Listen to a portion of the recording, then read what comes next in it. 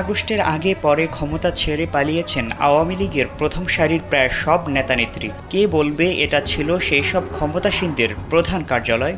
এখন সেখানে নেই দাপুটে কোনো মন্ত্রী, এমপি বা প্রভাবশালীর বিচরণ। এখনকার বাস্তবতা হলো সাধারণ মানুষ সেখানে ঢোকেন, তবে প্রস্রাব পায়খানা সেরে আবার বেরিয়ে যান নির্দ্বিধায়। পেটসাপ করে, আপনি দেখতে পারবেন পেটসাপ করে রিক্সাওয়ালা, এই যে অটো থামে গেল, দেখেন এই পেটসাপ করবে। হিরোইনরা নেশা খাইতেছে, রিস্কইলারাও প্রস্তাব করতেছে, যে যেমনি এমনি ব্যবহার করতেছে। ওয়ালটন আবারও মিলিনিয়ার অফারে ওয়ালটন ফ্রিজ কিনে আপনিও হয়ে যেতে পারেন মিলিয়নিয়ার।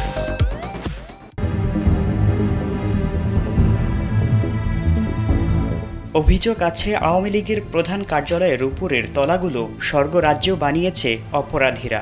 সিঁড়ি বেয়ে উপরে উঠতেই কাউকে কাউকে দেখা যায় মাদক সেবন অবস্থায়। কয়েকজন নিষেধ করতে থাকেন যেন ভিডিও করা না হয়। তাদের সাথে কথা বলার চেষ্টা করলে দৌড়ে মুখ লুকিয়ে এমনভাবে পালিয়ে যায় যেন চিনে ফেললেই সমস্যা। আরেকটু উপরে উঠেই কয়েকজন যুবককে এলোমেলো অবস্থায় শুয়ে থাকতে দেখা যায়। পাশেই রয়েছে ছোট ছোট রুম, চারদিক আটকানো, ভিতরে কাঁথা বালিশ বিছানা। অভিযোগ আছে রাত হলেই রমরমা দেহ ব্যবসা আর মাদকের আখড়ায় পরিণত হয় আওয়ামী লীগের কেন্দ্রীয় কার্যালয়। বিভিন্ন ধরনের আসবাবপত্র এবং যে অনৈতিক কাজকর্ম যে করা হতো, সে অনৈতিক কাজকর্মের অনেক কিছু এখানে আপনার পাওয়া গিয়েছে। আমার দাদাই আমলিক ছিল, আমার বাবাই আমলিক ছিল, আমি আমলিক ছিলাম, কথা বলছেন, আমার ভাই আমলিক ছিল। কষ্ট লাগে এদের কথা কওয়া, মানে কি মনে করেন এদের জুতা দিয়ে বাইরানের কথা।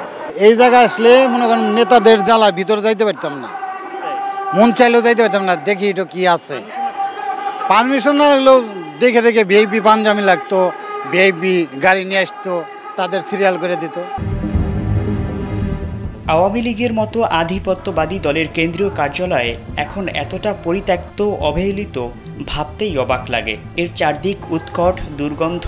তাই প্রশ্ন জাগে, এটা কি ওই দলের 15 বছরের শাসনে মানুষের হৃদয়ে জমা তীব্র ঘৃণার প্রতিফলন, নাকি অন্য কিছু? আগে তো খুব জমজমাট ছিল, সাধারণ পাবলিক ঢুকতে পারতো না, দারোয়ানে বাধা দিত, দারোয়ান থাকতো।